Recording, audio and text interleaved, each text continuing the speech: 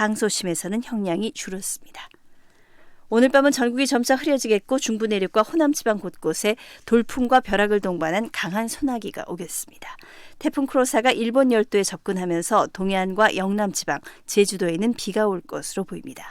광복절인 내일은 전국으로 비가 확대된 뒤 밤에 남부 지방부터 점차 그치겠습니다. 서울의 지금 기온은 33.6도입니다. 아나운서 임수민이었습니다. 6시 뉴스를 마칩니다. 6시 5분입니다. KBS.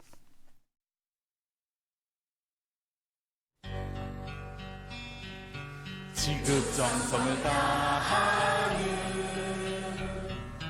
국민의 방송 KBS 김용민 라이브. 이 프로그램은 여러분의 소중한 수신료로 만들어지고 있습니다. 김용민 라이브 오디오 파노라마. 소녀상이 부끄럽다는 지만은 제가 제일 싫어하는 게 위안부요. 이거예요. 창피하잖아요. 위안부는 없었다. 몸 파는 여성만 있었을 뿐이라는 국서교과서연구소장 김병원.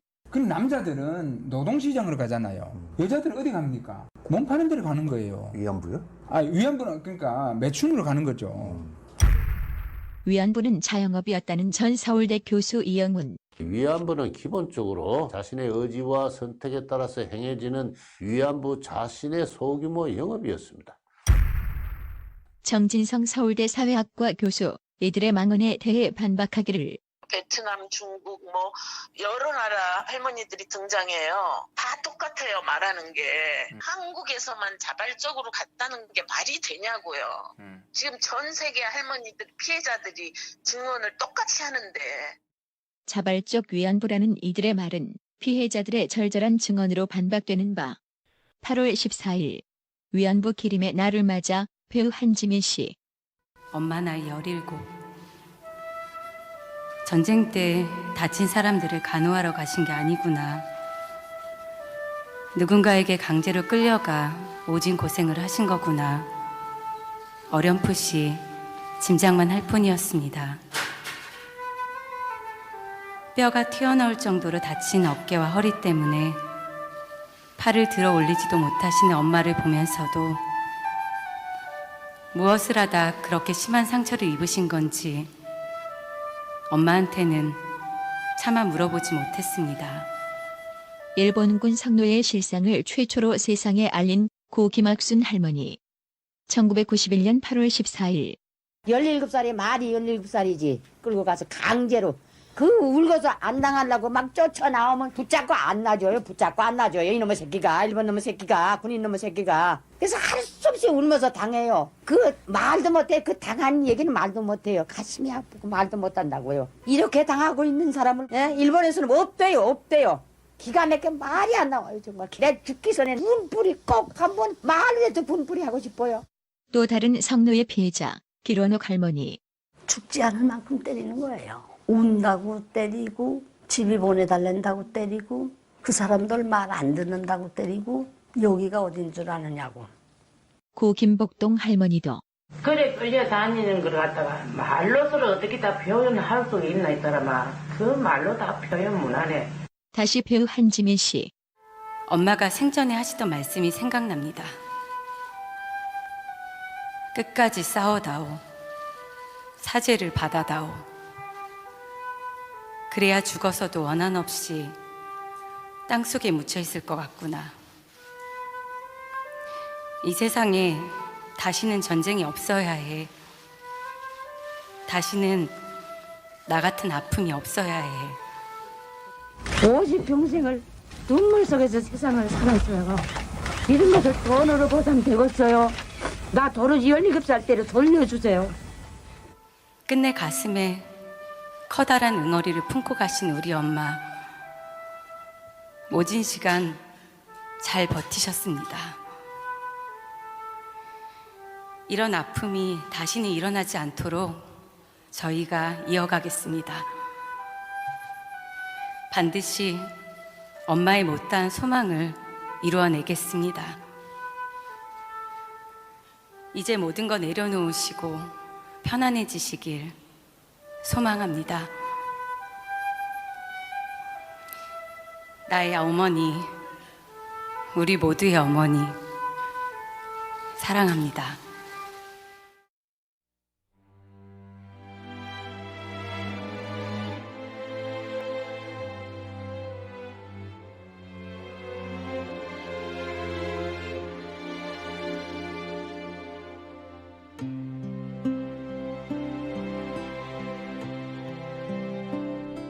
생각난다.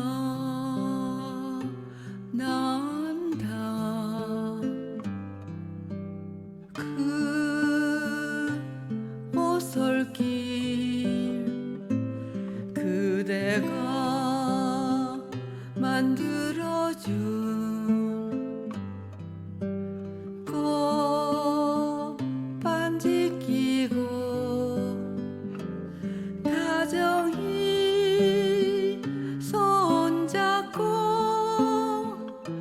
거닐던 오솔길이 이제는 가버린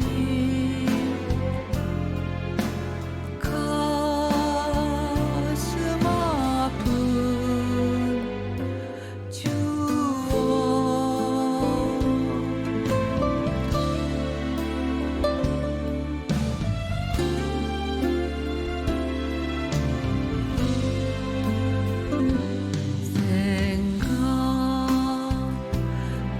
생각난다. 그 바다가 그대와 둘이서 쌓던 모래성 파도가 밀리던 그 바다가도 이제는 가버린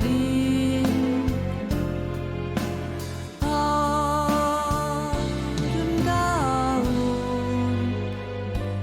추억.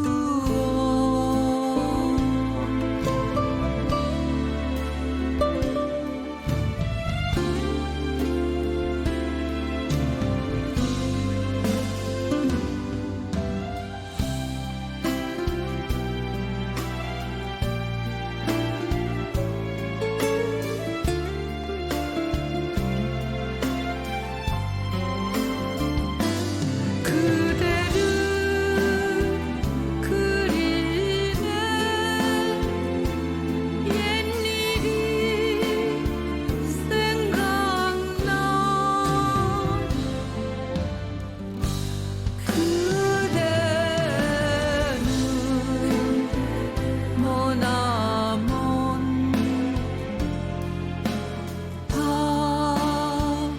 밤하늘에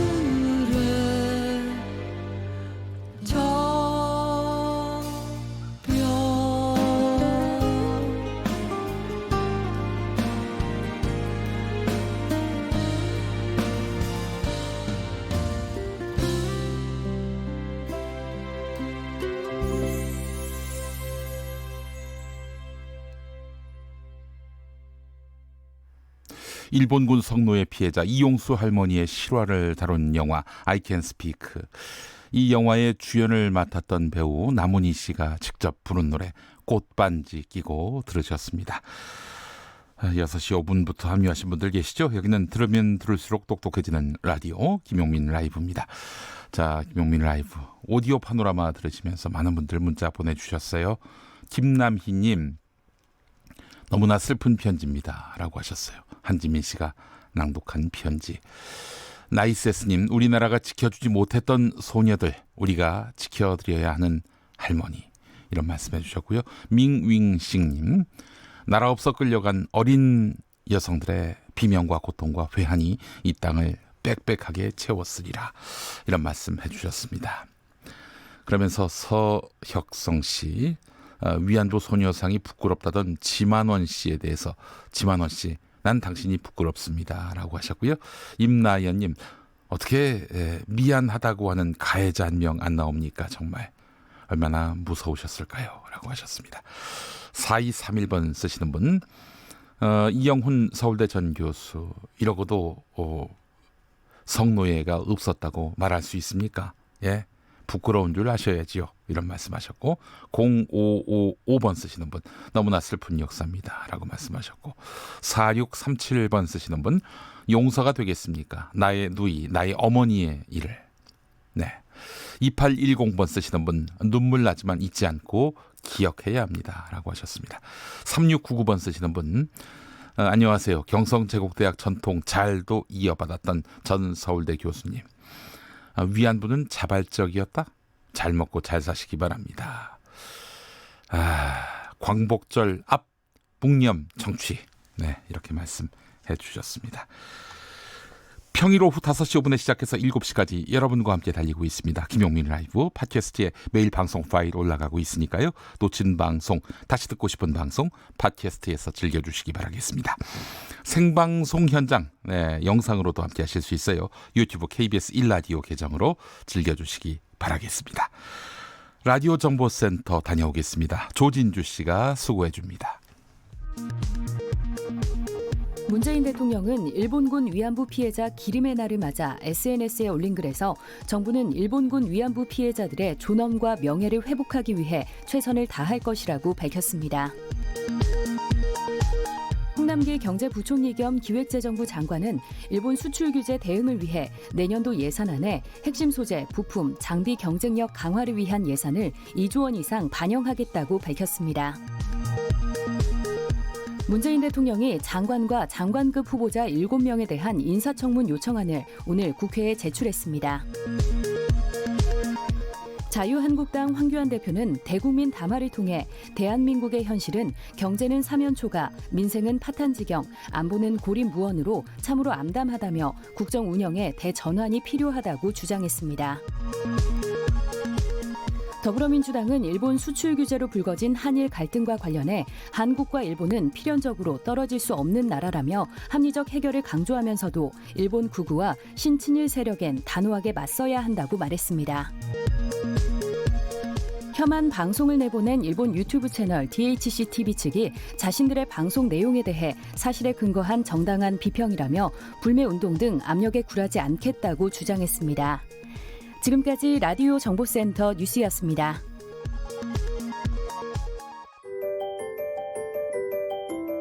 김용민 라이브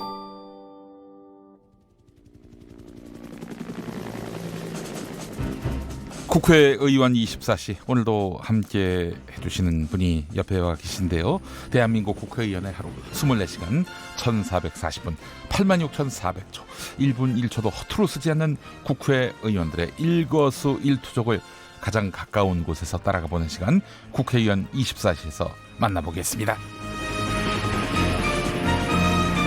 정의당 여영국 의원 나오셨어요. 어서 오십시오. 네, 반갑습니다. 네, 지난번에 속 인터뷰에서 뵙고 오늘은 이제 국회의원 24시에 모셨습니다. 네, 고맙습니다. 24시간 허투루 쓰는 시간이 없다고 봐야 되겠죠? 네, 실제 없습니다. 네, 실제로 국회의원 되시고 나서 국회의원 되시고 나서 뭐 임기가 1년도 안 남은 상황 아니었어요? 1년은 조금 남긴 상황이었군요. 꼭 1년 남겨놓고 했는데 네. 이제 지금 아직 5개월이 채 되지 않았습니다. 네, 그래서 매일매일 국회에 있는 동안에는 네. 뭐 정책 간담회, 토론회 또 아픈 사람들이 참 많이 찾아옵니다. 이제 뭐 사연이 있는 분들, 예. 비정규직 노동자들이나 이런 분들, 또 그런 분들 또 의견 청취하고 또 그런 분들 또 정원대 같은 걸 열어서 또 사회적으로 공론화하기도 하고 그렇습니다. 오늘은 이제 대전에 있는 그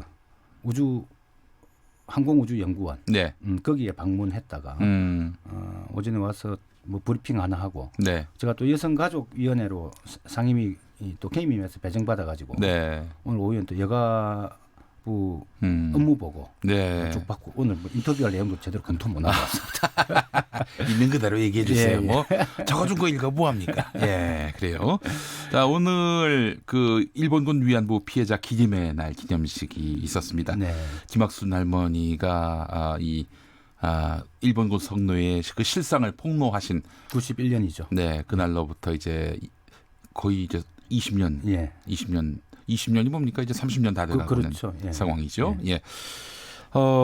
그래요. 그 여성가족위원회니까 아무래도 각별히 이 문제에 대해서 관심을 갖지 않으실 수 없을 것 같은데요. 강제징용 노동자상이 세워졌고 또 평화의 소녀상과 마주보게 세워졌고, 네. 국회에도 이 평화의 소녀상과 강제징용 노동자상을 세워야 한다 이런 주장을 펼치시고 있어요. 이제 오늘 제가 정의당 입장에서 공식적으로 이제 국회 제안을 좀 했습니다. 이미 2017년도에 추혜선 의원이나 심상정 대표께서 소녀상을 세우지 않은 제안을 한 바가 있습니다. 이번에 이제 한일 간에 문제가 된 게 징용 노동자들 배상 문제 대법 판결에 대한 지금 보복 조치를 일본이 하고 있지 않습니까? 그래서 오히려 이런 과거의 아픈 역사 를 제대로 기억하기 위해서 평화의 상징인 평화소녀상과 전쟁 피해자인 우리 강제징용 노동자상을 국회에 세워서 국민들의 뜻을 기르고 평화의 의지를 우리 정치권부터 좀 다지자 이런 의미로 제안을 드렸습니다. 어떻게 반대하는 사람이 있습니까? 아직 오늘 제안했으니까 아직 그 목소리 못 들었습니다. 드러내놓고 반대할 사람이 있을까 싶긴 한데 하도 뭐 위안부 피해자분들의 고통은 실존하는 역사인데 그걸 부정하는 인간들도 있어가지고 뭐 최근에도 많이 나오고 있지 않습니까? 그래서 혹시 이 동상 세우는 것이 뭐 한일 관계 파탄낸다면서 비판하는 사람들이 나올까? 그런데 독일하고 일본하고 비교해 보면요. 아마 메르켈 그 현 총리도 다음 달 1일 폴란드에서 그 2차 세계대전 기념일 행사인데 거기가 또 사죄를 그래요. 2차 대전 이렇게 폴란드를 침공한 거에 대해 또 사죄를 할 예정이라고 언론 보도가 났습니다. 그래요. 그런데 빌리 브란트 총리는 무릎을 꿇고 사죄를 좀 그렇습니다. 했습니다. 지금 아베는 뭡니까? 사과 한번 제대로 한 적 없고요. 아니 사과를 한 적이 없죠. 기본적으로. 그래놓고 왜 자꾸 사과라 하느냐 이러면서 완전 부정하고 있는 거죠. 그래요. 이런 가운데 야스쿠니 신사도 간다는 얘기도 들리네요. 이 마당이면은 적어도 대한민국 영토 안에 계신 분들, 대한민국 국적 가지신 분들은 이런 아베를 규탄해야 되는 게 아닌가 하는 그런 생각이 드는데. 뭐 대다수 국민들도 그렇고 또 평화를 옹호하는 전 세계인들도 지금 이 한일 간의 갈등을 둘러싸고 우리 일본 아베를 규탄하는 그런 이제 행동이나 운동들이 확산되고 있지 않습니까? 오히려 국내 정치권이 우리 현 정부의 정쟁만 일삼으면서 계속 이 문제를 몰고 가는 것은 정말 한심하기 짝이 없습니다. 내일 광화문에서 대대적인 노 아베 촛불 문화제가 예고돼 있는데 여영국 의원 보시기에 현재 그 한일 경제 갈등 상황 어떻게 보고 계세요?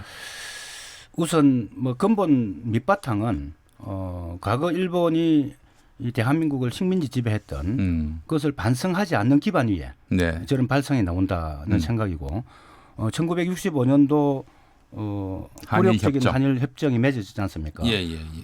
그 잘못되고 굴욕적이고 불안정한 그 협정의 기반 위에 서 있기 때문에 이거는 과거에 제대로 청산되지 않은 과거는 제대로 청산하고 일본이 전쟁의 당사자로서 또 대한민국 우리 국민들이 얼마나 많은 고통을 심었습니까? 이런 것을 제대로 사죄하고 반성하는 기반 위에 지금 경제 보복하는 것은 말 그대로 적반하장이죠. 알겠습니다. 일본의 수출 규제 조치로 우리가 일본의 소재, 일본의 부품에 굉장히 많이 의존했구나. 이제는 국산화해야 하겠구나. 이런 인식을 갖게 됐는데 말이죠.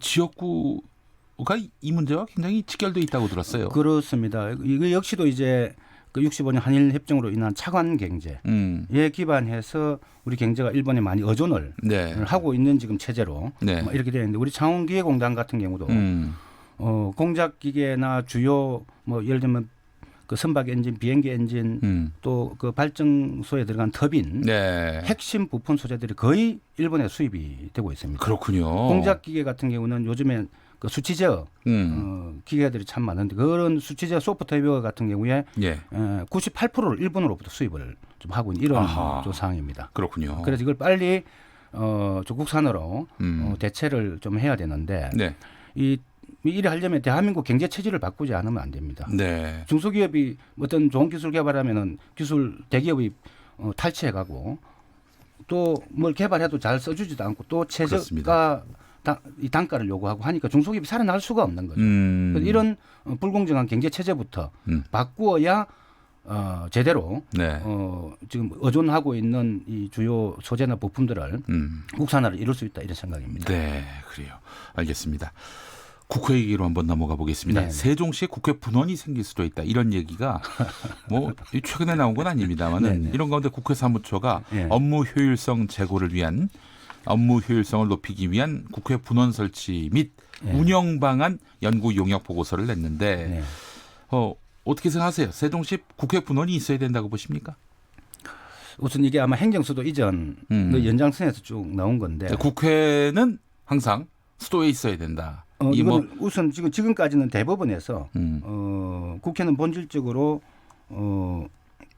서울에 있어야 된다. 본원은 이렇게 이제 이미 이제 판단을 한 바가 있습니다. 네네네. 그래서 이걸 전체를 옮기기에는 아마 좀 어려운 조건이고 이러니까 세종시에 있는 그 정부 부처가 있는 상임이라도 옮겨서 뭔가 분원을 두자 이렇게 하는데 아직 저희 당에서 이게 대해 세세하게 검토를 한 바는 아닌데 이 정치란 게 국회 상임위만 있는 게 아니거든요. 또 필요에 따라서는 각 당별로 여러 국정 현안에 더 대응도 해야 되고 한데 오히려 이렇게 분산되면 국회의 좀 정치적 기능이 또 약화되지 않을까 하는 우려도 한편 좀 들기도. 그래도 창원에서 오가시긴 좋지 않아요? 뭐 이제 그런 세종이. 뭐 자비도 좀 적게 들고 하겠지만. 아니, 만약에 세종시 국회 분원이 생기면 어떻습니까? 국회 인력의 어느 정도는 세종시로 내려가는 겁니까? 그렇습니다. 이게 지금 오늘 더불어민주당이 좀 선호하는 안을 보니까 주로 이해찬 대표가 했는데 거기 이제 그 중앙 부서가 있는 13개 부서를 관장하는 국회 13개 상임위, 그다음에 예산결산위원회, 예산정책처, 또 조사처, 사무처 일부가 이제 그쪽으로 좀 이전하는 안을 좀 선호를 좀 하는 것 같아요. 이건 좀 면밀하게 지금 그 효율성이 더 있다 이렇게 좀 나오는데 조금 면밀한 검토가 좀 필요한 게 아닌가 싶습니다. 사실 지금 정부 부처 상당수가 지금 세종시에 내려갔기 때문에 뭐 그때마다 회의 열릴 때마다 국회에서 회의 열릴 때마다 세종시 공무원들이 또 서울 올라와야 된다. 이거는 좀 너무 부적합하지 않냐 이런 얘기도 나오고 있는데 말이죠. 우리 양종숙님은 국회 분원 말고 통으로 세종시로 옮기는 것은 어떨까요?라고 하셨는데 저도 차라리 분원보다는 통으로 가는 게 훨씬 더 그렇습니다. 알겠습니다. 그렇다면 뭐 저기 세종시로 서울에 얼마 안 남은 부처의 장들이 내려오면 되는 거니까. 이게 만약에 이 본원을 여기 두게 하면 또 의원 사무실을 또 여기 여의도에 두어야 되거든요. 굉장히 의원 입장에서 보면 굉장히 비효율적이고 정부 부처 입장에서 보면은 또 효율성이 조금 더 높아질 수 있는. 자, 그러니까 분원은 반대하지만 통으로 옮기는 것, 세종시로 옮기는 것은 환영한다. 알겠습니다. 그렇습니다. 이렇게 정리하겠습니다. 자, 저 서울대 공대에서 근무하던 60대 청소 노동자가 사망한 사건이 뒤늦게 알려졌습니다. 아니 이런 일이 자꾸 발생하는 근원적 원인은 무엇이라고 보세요? 지난 9일 날 참 아픈 사건인데 있어서도 안 될 좀 일입니다. 그 일하는 공간이 우리 계단 올라가면 밑에 그렇죠. 빈 데 있지 않습니까? 빈 공간. 빈 공간에 소위 휴게실이라고 설치해놓고 선풍기 한 대 없고 에어컨도 없는 창문도 없는 이런 데를 휴게실이라고 줬습니다. 이게 휴게실이 아니라 살인 공간이죠. 그게 또 얼마나 지금 덥습니까? 그 실내 꽉 막아 놓으면 이제 더 온도가 올라가는데 이런 정말 지성을 가르친다는 대학에서 어떻게 일하는 노동자들을 그렇게 비인간적으로 대할 수 있겠는가? 바로 이제 그런 문제들이 이번 죽음을 이루게 된 배경이 아닌가 이렇게 좀 의심을 좀 하고 있습니다. 네, 사실 이런 청소 경비 노동자들의 처우에 대해서 대학생들이 보다 많이 관심을 가져줬다면 얼마나 좋았을까 하는 생각이 들면서 어떻습니까? 대학생들 중에 이분들의 그 고통을 공감하고 개선책을 내놔라라고 요구한 학생들도 분명히 있었을 있습니다. 텐데. 지금 이제 요 사건 터지고 서울대에 여러 그 학생 그 동아리들도 이 문제에 대해서 관심을 가지고 문제 해결을 위해서 함께 나서고 있고요. 네.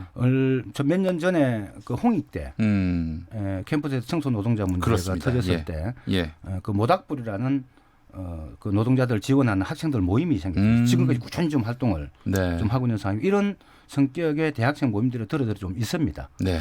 그래서 이제 저는 이분들하고 함께 손잡고 가장 참 힘들게 일하고 있는 대학 내에서 이거는 바로 학생들 복지와도 바로 연결되는 그럼요, 당연하죠. 지점이거든요. 예. 우리 저 청소 경비 노동자들의 처우가 개선되면은 그만큼 서비스도 좋아져요. 그렇습니다. 예. 다수의 학생들이 이분들의 고통과 또 고충에 대해서 공감을 해줬다면은 이런 일을 미연에 방지할 수 있지 않았을까 하는 그런 아쉬움도 가져봅니다. 네, 아쉬움은 많이 남습니다. 네. 지난번 제가 이제 홍익대 세종 캠퍼스에 똑같은 문제로 갔었습니다. 네. 청소 노동자들이 휴게실이 없다는 소식을 듣고 그 학교를 방문해서 가게다 통보를 하니까 가기 전에 이미 학교에서 그분들하고 합의를 했어요. 그래요? 네, 공간 설치해주고 에어컨을 넣기로 하고 에어컨을 주문해놨다고. 그래서 참 다행이다 하고 했는데 그날 제가 그 자리에서 이번 하반기 그 상임위 할 때, 국정감사할 때 다른 건 못하더라도 전국 대학에 제가 이제 교육 상임이기 때문에 대학에 청소 노동자들의 휴게 공간이 있는지 없는지 어떤 열악한 조건에서 일을 하는지를 실태 조사를 통해서 이 문제에 대한 개선책을 국정감사 때 다루겠다. 이렇게 하고 왔습니다. 예, 전수조사를 좀 해주시고 빈틈이 없도록 복제 사각지대가 없도록 각별히 관심 가져주시면 감사하겠네요. 네, 꼭 그렇게 하겠습니다. 네, 국회의원 24시 정의당 여영국 의원과 함께했습니다. 국정감사가 이제 다가오는데 준비 잘 하시고요. 뒷얘기 또 들려주시기 바라겠습니다. 예, 그래 하겠습니다. 네, 여영국 의원과 함께했습니다. 수고하셨습니다. 네, 고맙습니다. 교통정보 알아보겠습니다. 윤여은 씨. 네, 휴일을 앞두고 있어서 도로 정체가 극심합니다. 경부고속도로 서울 쪽 남사에서 우산과 기흥 동탄에서 소원, 또 죽전휴게소에서 판교 분기점과 달래내에서 한남까지 총 40km 구간에서 밀립니다. 반대 부산 쪽에는 사고 소식이 있는데요. 영락 3차로에서 승용차 사고를 처리하고 있어서 1km 정체입니다. 서해안고속도로 서울 쪽은 당진 부근 1차로에 장애물이 있고요. 이후 송악 부근 3차로와 갓길에서는 사고를 처리하고 있어서 주의가 필요해 보입니다. 계속해서 서평택 분기점에서 순산터널 쪽으로는 32km 구간에서 길게 밀리는데요. 순산터널 3차로에는 사고까지 생겨서 뒤쪽으로 정체 더 심해졌습니다. 중앙고속도로 춘천 쪽은 원창터널 부근 2차로와 갓길에서 화물차 화재 사고를 처리하고 있어서 춘천 분기점 일대 4km 정체고요.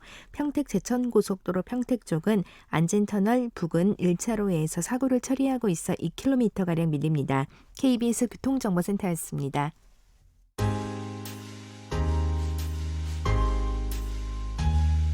당신의 퇴근길, 야근길, 장보는 길, 학교길, 귀갓길, 정처 없이 걷는 길. 그 모든 길에 함께합니다.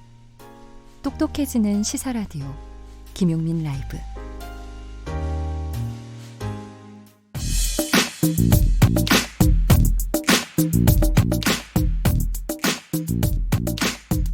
쏙 인터뷰. 귀에 쏙 맘에 쏙 인터뷰 시간입니다. 돌아오는 일요일 8월 18일은 대한민국 제15대 대통령인 김대중 대통령의 서거 10주기가 되는 날입니다. 질풍노도의 한국 현대사에서 김대중 전 대통령의 이름은 민주화라는 하나의 대명사였죠. 서거 10주기를 즈음해서 김대중 전 대통령의 정신을 다시 한번 생각해보는 시간을 마련했습니다. DJ 서거 10주기, 그가 갔던 길, 가지 못한 길, 가려 했던 길 되새기면서 특별한 속 인터뷰 시작해보겠습니다. 김대중 전 대통령의 삼남인 민족화해협력 범국민협의회 대표 상임의장입니다. 김홍걸 의장 스튜디오에 나와주셨습니다. 예, 안녕하세요. 김홍걸입니다. 반갑습니다. 의장. 예. 자, 이달 들어서 이제 김대중 전 대통령 10주기를 즈음해서 많이 바쁘시죠? 예, 그렇습니다. 10주기 추모 행사가 네. 어느 해보다도 다양하게 많은 행사들이 벌어지고 있어서 네. 예, 몸이 2개라도 모자랄 지경입니다. 내일은 또 예. 이 광복절 행사 후에 그렇습니다. 또 예. 광주에 가야 됩니다. 예, 알겠습니다. 몸이 2개라도 시간에 쫓긴다 이렇게 말씀하셨는데, 아이고 이렇게 나와주셔서 감사합니다. 예, 김대중 전집 전 30권 완간 출판 기념회도 있었습니다. 예. 예. 1948년부터 네. 대통령이 되실 때까지 뭐 글 쓰신 것, 연설하신 것 다 모아서 30권 전집을 만들었거든요. 네. 어제 거기 축사하신 분이 그런 말씀을 하시더라고요. 네네네. 자기도 사회 활동을 오래 했지만 네. 30권커녕 네. 한 권 채우기도 힘든데 정말 대단하다 예. 하면서 네. 다들 이구동성으로 이 기록이 네. 앞으로 한국 현대사를 연구하는 분들에게 네. 많은 도움이 될 것이다. 예. 그런 얘기를 하시는 걸 들었습니다. 네.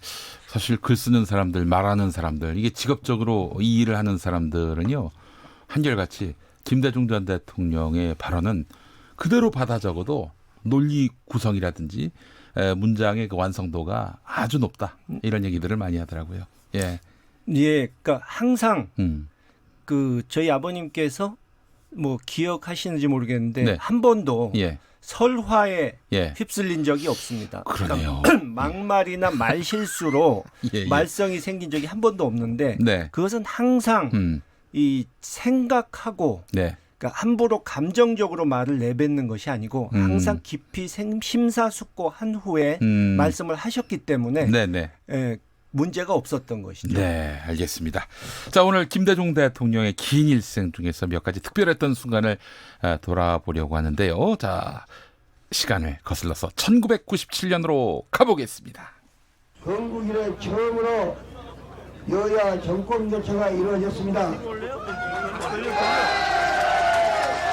이것은 단순히 정권 교체만이 아니라 지금까지 경제 일변도의 정책, 민주주의를 소홀히 하던 정책이 이제는 경제와 민주주의를 똑같이 중요시하는 정책으로 바뀐다는 걸 말합니다.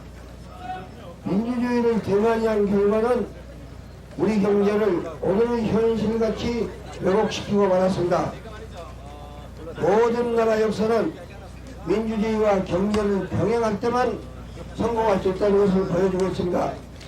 저는 그 성공의 길을 갈 것입니다. 그러나 제가 성공하기 위해서는 국민 여러분의 협력이 절대로 필요합니다. 네, 1997년 12월 19일 건국 이래 최초로 여야가 정권 교체된 순간, 당시에 김대중 대통령의 당선 수락 발언 듣고 왔습니다. 여기가 이제 자택인 걸로 알고 있는데, 예, 그 당시에 살고 계셨던 일산 집에서 일산이었죠. 예, 말씀을 하신 거죠. 네, 그래요. 당시 김대중 대통령 사수 만에 평화적인 정권 교체 주인공이 됐는데, 그날 김홍걸 의장님은 어디 계셨어요? 같이 있었습니다. 아, 그래요? 근데 사실 그날 일반 사람들은 잘 이해를 못 하시겠지만 네. 12시가 훨씬 넘어서 네. 당락이 결정되지 않았습니까? 그랬죠. 근데 그걸 보시고도 네. 우리 같으면 흥분이 돼서 잠이 안 올 텐데 네. 결과가 나온 것만 보시고 예. TV 끄고 바로 잠드셨어요. 아, 그래요? 예. 그리고 뭐 별로 예. 제가 보기에는 별로 표정만 봐서는 그렇게 막 즐거워하시고 환호하시고 이런 분위기가 아니었어요. 굉장히 차분하셨습니다. 뭐 당시에 이제 외환 위기가 도래한 상황이고 하니 예.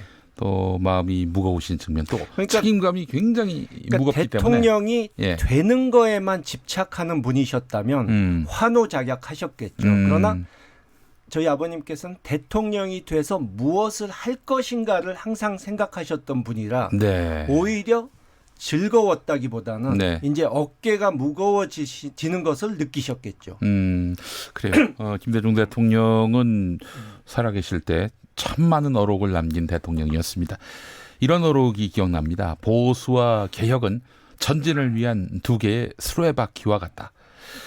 어떻습니까? 최근 우리 정치에서 이 두 개의 수레바퀴가 잘 굴러가고 있다고 보십니까?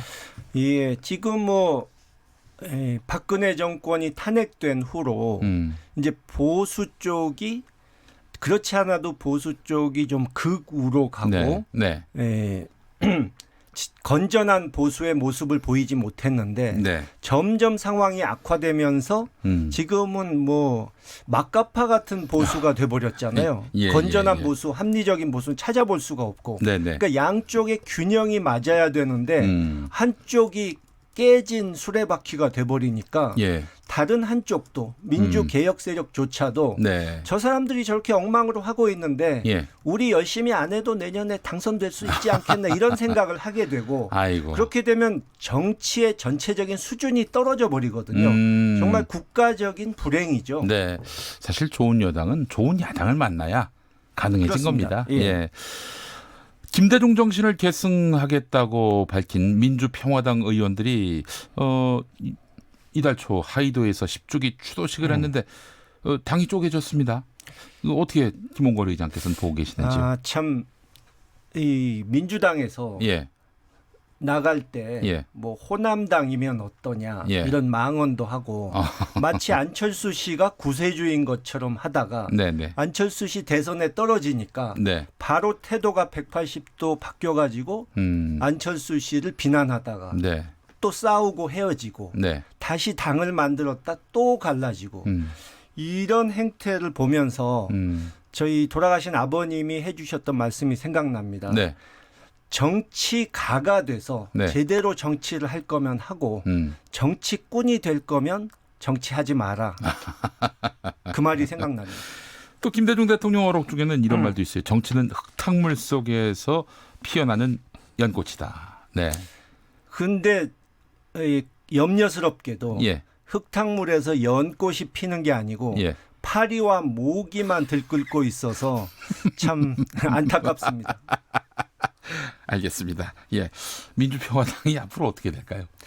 글쎄요. 뭐 민주평화당 자체는 지금 그렇지 않아도 그 우리 공화당보다도 뒤지는 여론조사가 나올 정도였는데 또 분당이 됐으니 이분들이 제3지대로 뭐 가서 뭘 만드느니 하는데 내년 총선 때는 국민의 기억 속에서 완전히 잊혀지지 않을까 생각합니다. 예, 알겠습니다.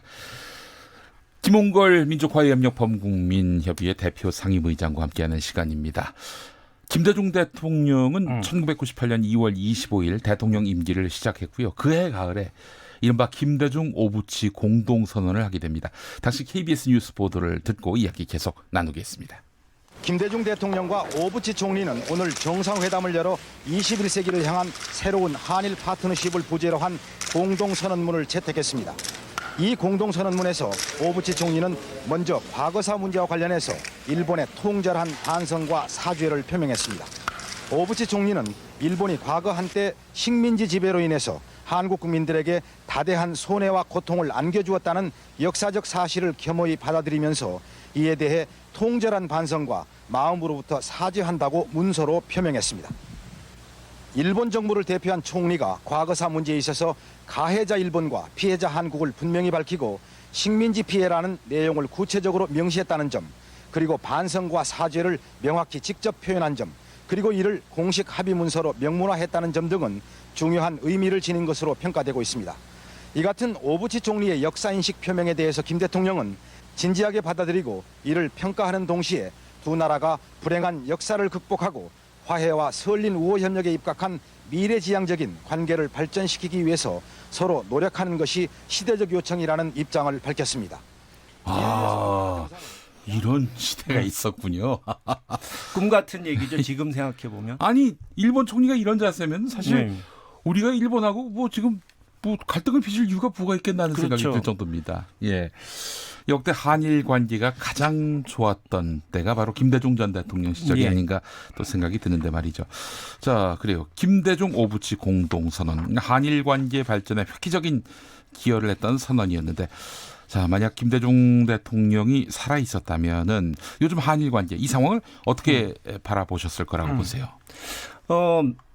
저희 아버님께서 네. 이제 햇볕 정책을 내놓으셨을 때 네. 그것은 단순히 북한만을 염두에 두고 하신 게 아니고 일본 같은 주변 국가와도 네. 그들의 사죄와 반성을 바탕으로 해서 과거사를 극복하고 네. 우호 관계를 맺어서 이 동북아의 새 시대를 함께 열어가야 한다는 네. 그런 생각에서 이 김대중 오부치 선언을 예. 내놓으신 건데 네. 그 후에 예. 특히 일본 정치인들이 말로만 계승한다고 하면서 실제로는 그 오부치 선언을 이 폐기해버린 셈이 네. 돼버려가지고 예. 정말 아버님께서 살아계셨다면 네. 평생의 노력을 이 공든탑을 무너뜨린 것에 대해서 정말 안타깝게 생각하실 것 같습니다. 네. 요즘 뭐 전후 맥락 이런 거 다 따지지 않고 일부 보수 언론 같은 경우 김대중 오부치 선언으로 돌아가야 한다 이런 얘기를 많이 합니다. 그때는 굉장히 한일 관계가 좋았는데 예. 김대중 대통령처럼 해야 되는 거 아니냐라면서 문재인 대통령에게 이렇게 말하자면은 비판하고 있어요. 이거 어떻게 보십니까?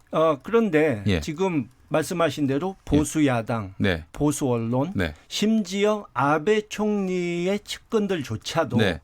말로는 김대중 오부치 시대가 좋았다. 그때로 돌아가야 한다. 이렇게 말을 합니다. 네. 왜냐하면 그것은 부인할 수 없는 사실이기 때문에 네. 누구도 부인할 수 없기 때문에 그렇게 말을 하는 것인데 네. 진정성이 과연 있느냐. 그러니까 우리 쪽에서 그런 말을 하는 사람들은 네. 왜 그러면 그 당시에는 그렇게 칭찬에 인색했느냐. 당시에는 어땠습니까? 그러니까 지금처럼 네. 그렇게 칭찬하지 않았죠. 아, 그래요? 그렇기 때문에 이제 와서 갑자기 이 김대중 오부치 선언을 그렇게 강조하는 것이 예. 과연 이 어떤 의도가 있느냐. 문재인 정권 공격하기 위해서 하는 소리 아니냐 하는 의심이 들고 네. 또 아베 정권도 말로만 그렇게 하면서 네. 이 김대중 오부치 선언의 정신을 하나도 따르지 않고 있거든요. 실제로 그 오부치 총리 같은 경우에는 굉장히 그 과거사에 대해서 통절한 그 사과 이런 표현을 직접 쓰면서 한일 관계 개선을 위해서 굉장한 진정성을 보였어요. 근데 지금 아베 총리가 하는 행동을 보면은 뭐 오부치의 그림자만도 따라오지 못하고 있지 않습니까? 그러니까 제가 최근에 일본의 예. 자민당 중진 정치인을 만나서 한 얘기가 있습니다. 네.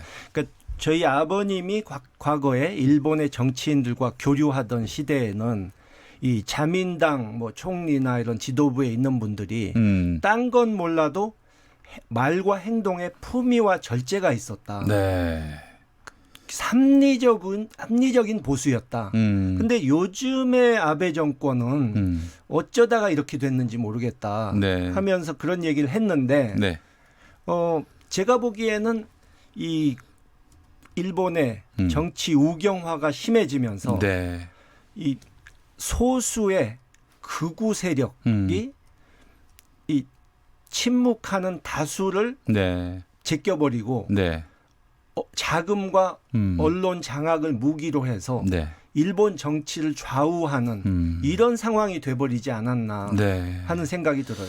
예, 알겠습니다.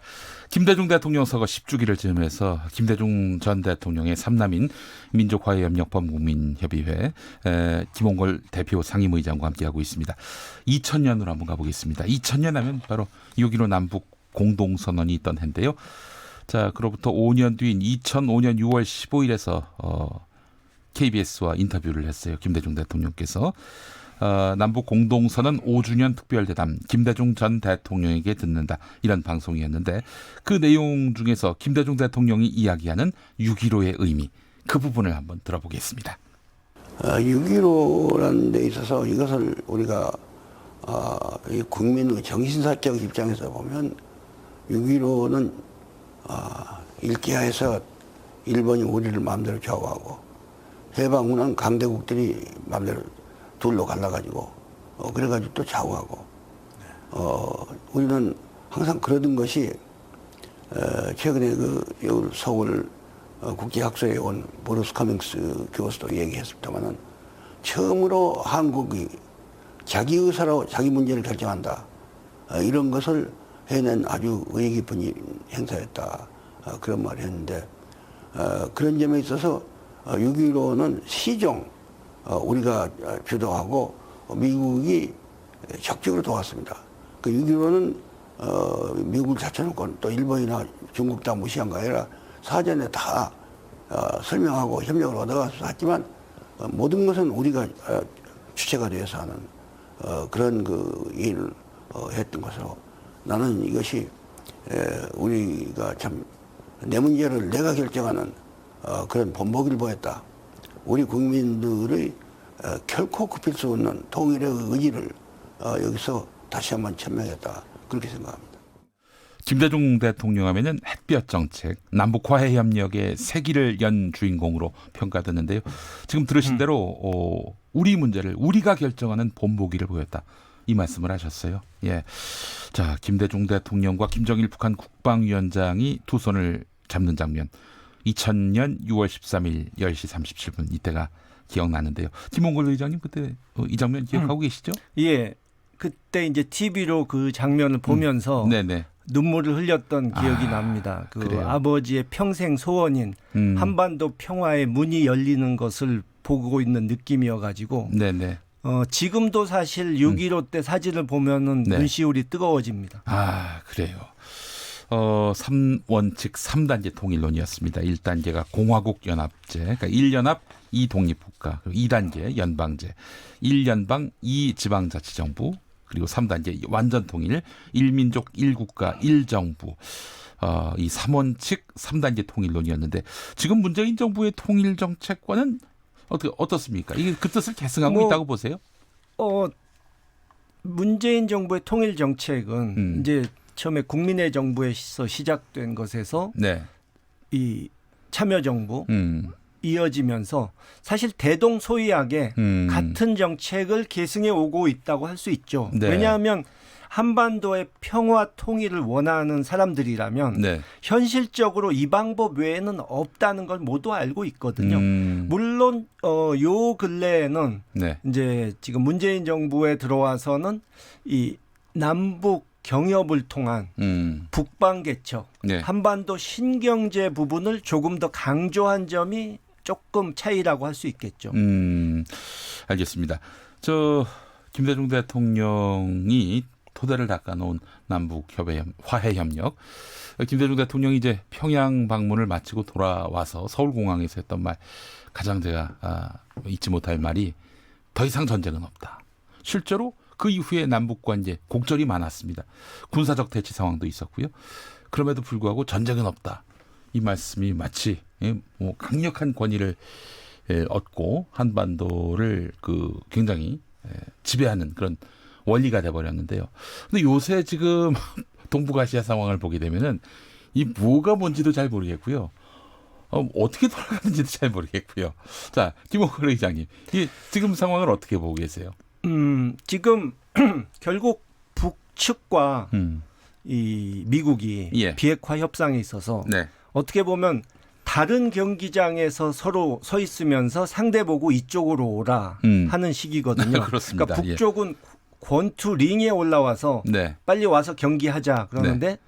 미국은 씨름판에 앉아가지고 여기서 경기하자 뭐 이런 식이 돼버렸어요. 근데 아무래도 이 양측이 어떤 양보나 절충을 해야 되는 것인데 그게 안 되고 있지 않습니까?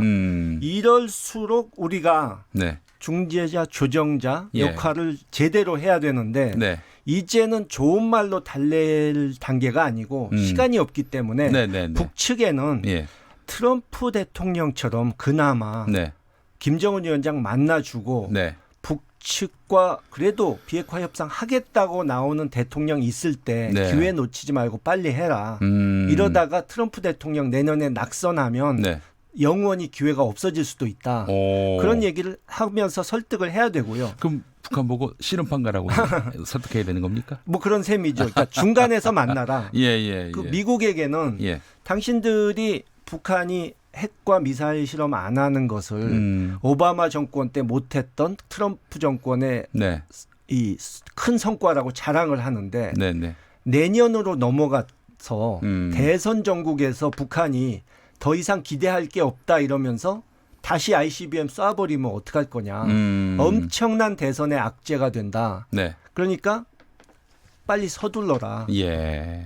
이 동시적 병행적 이 단계적 해법에서 네. 북측과 절충하고 양보하면서 이 새로운 합의를 도출해 내야 된다 하고 네. 강력하게 우리 입장을 양측에 아주 단호하게 얘기를 해야 되고 네. 또 미국에다가는 당신들이 그렇게 주저할 거면 우리가 남북 관계를 개선시킴으로써 비핵화와 북미 관계 개선을 견인할 테니까 우리가 앞서 나가는 걸 말리지 마라. 네. 이렇게 좀 강하게 얘기를 해야 됩니다. 아, 우리 정부가 강력한 역할. 지금 기다리고 있을 시간이 없거든요. 네, 주도권을 행사해야 네. 된다. 이 말씀이시군요.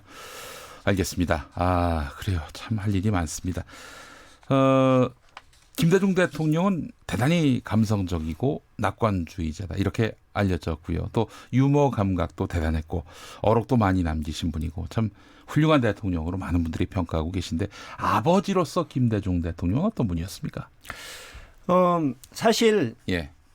저희 가족들에게 뭐 자상하게 일일이 챙겨주시고 네. 그런 거를 해주실 틈이 없었죠. 워낙 제가 뭐 태어나자 열흘 만에 네. 국회의원이 되셨고 예. 뭐 제가 초등학교 2학년 때 대통령 후보셨고 하니까 네. 사실 자식들 챙겨주고 일반 부모들처럼 뭐 자식들한테 잘해주고 자식들이 성공하는 것을 바라보고 네. 이것을 최우선으로 삼는 분이 아니고 나란 일을 가장 최우선시 하셨기 때문에 네. 어떻게 보면 좀 우리가 섭섭해 할 수도 있는데 저희 가족들은 처음부터 네. 그것을 너무 당연한 것으로 받아들였기 때문에 네. 한 번도 원망해 본 적이 없습니다. 네. 근데 요즘 와서 가만 생각해 보니까 아버지께서 목포에서 예. 젊은 나이에 해운업으로 성공하셔서 네. 자수성가한 부자가 됐었다가 네. 정치하시느라고 그 돈 다 날리셨는데 그 사업 계속 하셨으면 제가 재벌 2세 될 수도 있는데 좀 아쉽다 하는 생각이 들긴 들더라고요. 네. 옛날엔 그 생각을 못 했는데. 예, 알겠습니다. 정말 정치도 잘하셨고요. 사업도 잘하셨을 거예요. 예. 어떻게 알게 모르게 정치권 안에 들어와 계신데 아버지처럼 정치를 하실 생각, 그러니까 내년 총선에 출마하실 생각이 있으신지 짧게 그것만 여쭤보고 마치겠습니다. 글쎄요, 뭐 저는 아까 말씀드린 대로 네. 정치꾼이 아닌 정치가가 될 수 있다면 네. 정치를 해볼 생각이 제대로 해볼 생각이 있습니다. 네, 김홍걸 의장님 감사합니다. 내일 뵙겠습니다. 예. 당신이 대한민국입니다.